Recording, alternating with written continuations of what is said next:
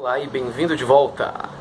Imagine vocês que um cara chamado Platão, há cerca de 2.400 anos atrás, ou seja, uns 400 anos antes de Cristo, mais ou menos por ali, ele escreveu uma história, uma alegoria, o que a gente chama hoje de o mito da caverna, ou a alegoria da caverna. E que nessa história ele disse o seguinte: imaginemos que exista um mundo subterrâneo, onde pessoas, desde o dia em que nasceram até o dia em que vão morrer, estão presas nesse mundo subterrâneo, uma espécie de caverna. As pessoas estão presas nesse mundo subterrâneo, acorrentadas pelas pernas, pelos pescoços e tal, de tal maneira que todas as pessoas que lá se encontram estão mirando para o fundo desse mundo subterrâneo, para o fundo da caverna. Então imagine isso, pessoas acorrentadas num mundo de escuridão, condenadas desde o primeiro dia da sua vida até o último, a enxergar apenas o fundo da caverna onde eles vivem. Atrás deles existe um muro e ainda lá dentro uma fogueira, uma fonte de luz, alguma coisa. De tal maneira que tudo o que acontecia fora da caverna, digamos, fazia um reflexo no fundo do muro aonde as pessoas amarradas estavam enxergando. Então, de certa maneira, como se fosse um cinema, as pessoas estão presas ali, olhando para o fundo, e reflexos das coisas que vêm de fora são refletidos ali. O que Platão quer dizer com isso? Ele está pedindo para você imaginar pessoas que estão vendo apenas reflexos de um mundo do qual eles não participam. Se, obviamente, você perguntasse para as pessoas que estão vivendo nessa caverna o que é um mundo, ou como eles enxergam as coisas, ou qual é a interpretação deles acerca das coisas que existem, você provavelmente teria a resposta de que o mundo que existe é aquele em que eles vivem, aquele que eles experimentam, aquele mundo o qual eles experimentam, eles estariam dando nome às coisas, discutiriam entre si sobre o que eles veem ou o que eles deixam de ver, etc.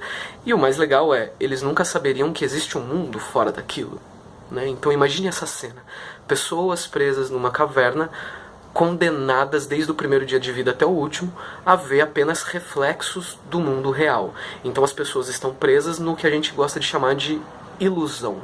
Eles estão presos numa ilusão. Imagine que um belo dia alguém que está lá preso na caverna, não se sabe como, não se sabe quando, nem porquê, consegue escapar. Consegue, sei lá, tira as correntes do pescoço, alguma coisa do tipo, e vai lá fora. E a subida é árdua, é difícil, pá, não sei o quê. Quando ele olha para a luz machuca os olhos, para sair da caverna machuca, dói, incomoda. Só que uma vez que o cara sai lá fora e vê as coisas como são de fato, e aí ele começa a perceber que aquilo que ele achava que era uma flor, na verdade agora ele vê a flor real, e aquilo que ele via era só o reflexo da flor real, e ele começa a perceber que existe um mundo real e um mundo de ilusões, o qual ele estava preso antes. E aí ele fica maravilhado, num primeiro momento machuca, dói, olhar para a fonte de luz é dolorido, não sei o que, os olhos estão acostumados com a escuridão, mas depois de um tempo ele se acostuma, pega gosto pela coisa, e aí ele começa a experimentar o mundo como ele verdadeiramente é. Bom, ele decide então voltar para a caverna depois e contar para as pessoas, para os seus familiares, para os seus amigos: veja, vocês vivem uma ilusão, vocês estão vivendo um mundo de fantasias, isso aqui que vocês estão vendo não existe, isso aqui é... né? E aí a galera que tá lá dentro obviamente vai tomar o cara como um maluco, né? Todo mundo, desde o início dos tempos, desde os primeiros dias de vida até os últimos, durante, sei lá, séculos e séculos e milênios, o mundo é aquilo. E aí chega um cara e fala assim: não, bichão, o mundo não é isso daí não, o mundo é outra coisa, velho. Obviamente o cara que escapou, foi lá fora, viu e voltou pra contar, foi tomado por louco, por biruta. E evidentemente quando ele começa a desconstruir as coisas que as pessoas pensavam e acreditavam lá dentro, coisa natural que foi acontecer, é que todo mundo que estava lá dentro decide então matar o cara que veio para destruir as verdades, a visão de mundo que o povo tinha lá dentro. E aí, fim de história. O que Platão quer dizer com esse mito da caverna? Ele quer dizer o seguinte, veja, nós, hoje aqui, eu, você que está me vendo e ouvindo, nós vivemos numa ilusão. Nós vivemos num mundo de ilusões, de falsidades, e nós não vivemos um mundo verdadeiro, nós não estamos encontrando ou enxergando as coisas como elas realmente são. E existe um mundo verdadeiro a ser buscado. Só que o problema é que a gente está preso nesse mundo. Então esse mundo aqui agora, para Platão, esse mundo físico, esse mundo que a gente toca, que a gente vê, que a gente sente cheiro, um mundo que a gente tem acesso aos 5 sentidos, esse mundo aqui agora, para Platão, é um mundo falso. É um mundo falso. Porque os 5 sentidos nos enganam. Então você olha para o Sol, você vê uma bolinha desse tamanho no céu, e você fala assim, o Sol é desse tamanho, o Sol se nasce e se põe, etc. Não, é um exemplo meio besta, mas funciona porque a gente sabe que o Sol não nasce nem se põe, a Terra que está girando em volta do Sol, querendo dizer que os 5 sentidos nos enganam. O fato dos nossos 5 sentidos nos enganar faz com que Platão duvide deles. E que, portanto, Platão não está convencido de que, com os 5 sentidos, encontraremos as verdades do mundo. Então, Platão divide o mundo em 2. É o que a gente chama de dualismo. O Platão divide o mundo em mundo sensível, físico, esse mundo aqui agora, e o mundo abstrato. O que ficou famoso nos livros didáticos e tal, chamar de um mundo das ideias. O mundo das ideias é um mundo abstrato.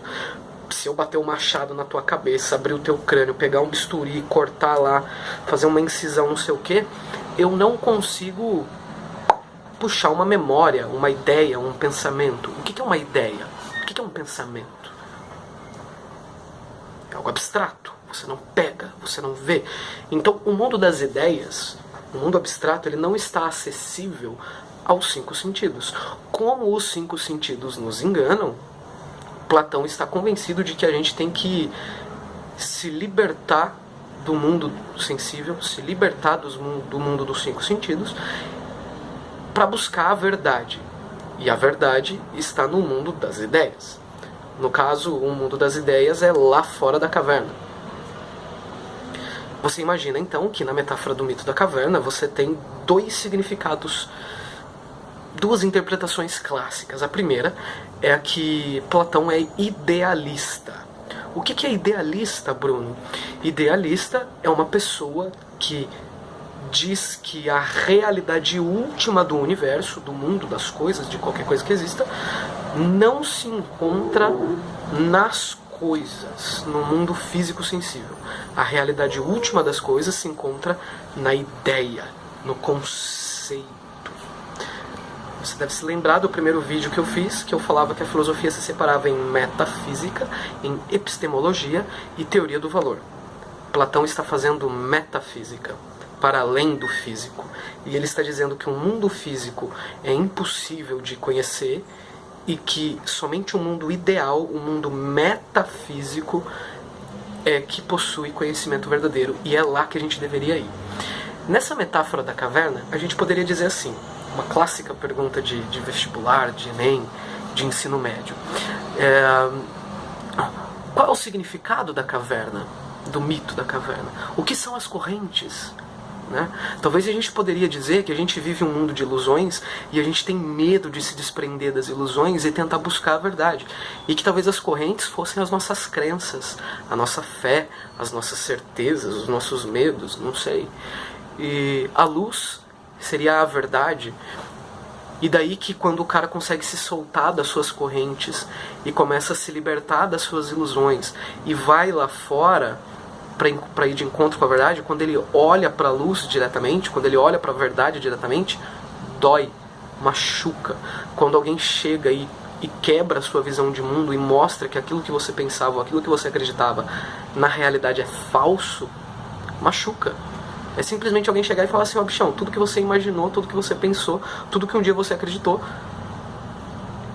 é besteira. Não à toa, no mito da caverna, o personagem que vai lá fora e volta, quando conta pra todo mundo, o resultado é que as pessoas matam ele.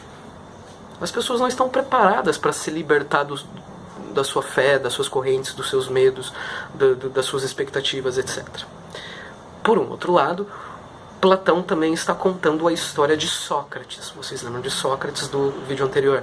Sócrates foi mestre do Platão, foi professor do Platão. E Sócrates foi um cara que foi condenado à morte pelo direito de pensar e falar o que quisesse, pelo direito de filosofar. Perfeito? Então, o mito da caverna também é a história de Sócrates. É o cara que consegue ver o mundo de uma outra maneira. E que vem e conta pro povo, olha, talvez o mundo seja de outra maneira, seja diferente. Talvez você esteja errado. Não é? E o que acontece? A cidade de Atenas, democraticamente, condena Sócrates à morte. O mito da caverna é um texto que você pode encontrar no livro A República, do Platão. É no capítulo 7 que se encontra o mito da caverna. É um diálogo entre Sócrates e Glauco. Lembrando que Sócrates nunca escreveu nada, então quem escrevia era Platão e outros caras. E os caras testemunhavam os diálogos de Sócrates e tiveram o carinho de anotar e tal. Tem até uma discussão se Sócrates existiu mesmo ou não, mas isso... Talvez Sócrates tenha sido só um personagem dos livros do Platão, mas isso de fato não faz diferença, porque eu não estou pedindo para você acreditar em Sócrates como uma figura tipo Jesus. Ah, será que existiu ou não? Porque não faz diferença se ele existiu ou não. Porque o que importa é o que está dito, o que foi escrito, não é? Então o mito da caverna vai ter dois significados. Nós dividimos o mundo em dois: físico, o aqui e agora, que você me vê e me ouve, um mundo acessível aos 5 sentidos, e um mundo abstrato, um mundo metafísico, um mundo ideal.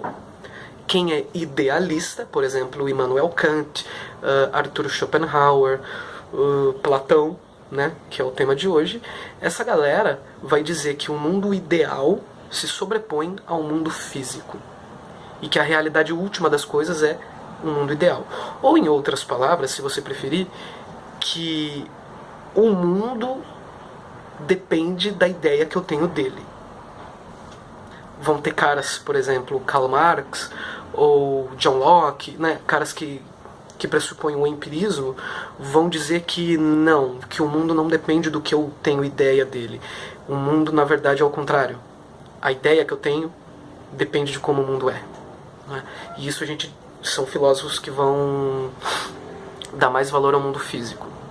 Então, nessa separação platônica entre mundo físico e metafísico, entre o mundo dos 5 sentidos, o mundo sensível, e o mundo abstrato, Platão fica com o mundo abstrato. O mundo aqui agora, físico, Platão chama de caverna, de ilusão. Então, só um exemplozinho básico: se você olha para o mundo e enxerga as coisas, Platão diz que não são os olhos que enxergam, mas sim a alma. Quando você ouve uma música, não são os ouvidos que ouvem, mas sim a alma. Quando você pensa alguma coisa, não é o corpo que pensa, mas sim a alma. A alma aqui entre aspas, tá? O grego não tinha a palavra alma. O grego usa a palavra psique, tá certo? Aliás, detalhe, alma é uma palavra em latim que significa ânima, aquilo que dá movimento, aquilo que anima objetos inanimados. Então, Platão está dizendo, não são os olhos que enxergam, não são os ouvidos que ouvem, não é o corpo que pensa, é a alma que vê, é a alma que escuta, é a alma que pensa. E aí o mito da caverna, né, as pessoas presas na ilusão, nos 5 sentidos, teriam que se libertar do mundo físico sensível dos 5 sentidos e ir buscar o mundo da abstração, do pensamento, o mundo das ideias, o mundo ideal. Ou, em outras palavras, a alma está presa no corpo. E a alma que pensa está condenada a pensar através dos filtros do corpo. Então, o que chega na alma passa pelo olho, o que chega na alma passa pelo ouvido, o que chega na alma passa pelas sensações, de um modo geral. De tal maneira, a alma está presa no corpo. As pessoas estão presas na caverna e nunca vão ter acesso ao mundo real tal qual ele é. O mundo real tal qual ele é, para Platão, o mundo das ideias, são o que ele chama de ideias perfeitas, imutáveis eternamente verdadeiras. E nesse mundo aqui agora, esse mundo é passageiro, esse mundo é ilusório, esse mundo é o mundo das transformações, é o mundo do Heráclito, de que nenhum homem entra duas vezes no mesmo rio, de que tudo está em constante transformação e mutação. E como os 5 sentidos são falhos, este mundo é passageiro e neste mundo a gente só pode ter doxa, ou se você preferir, opinião. E o mundo das ideias. As ideias nunca mudam, as ideias são imutáveis, eternas, perfeitas, verdadeiras. Então espero que no vídeo de hoje você tenha entendido o que foi o famoso O Mito da Caverna. Na descrição desse vídeo você vai ter um trechinho do Mito da Caverna para ler. É a introdução do capítulo 7 do livro A República, do Platão. Você pode fazer o download ou, sei lá, se vira aí, bichão. Vai ler esse negócio. É um texto clássico, talvez é o texto mais lido da filosofia. Eu falei aqui de maneira muito breve, muito geral. Talvez outra hora a gente volte a falar desse assunto com mais calma. E você vai ter a oportunidade de ler esse texto, que é um clássico da filosofia, talvez o texto mais clássico da história da filosofia antiga. E é um... bichão, é um negócio que cai em tudo que é Enem, tudo que é vestibular, tudo... Vixe. E o primeiro ano do ensino médio é... Os 2 primeiros bimestres são basicamente Mito da Caverna. É a separação entre o conhecimento verdadeiro e o falso. O dualismo entre o corpo e a alma. Entre a verdade e a mentira. Entre a luz e a sombra. Sei lá. É o dualismo. É onde começa a filosofia clássica grega. É aí. Então, beleza? Falou. Até a próxima.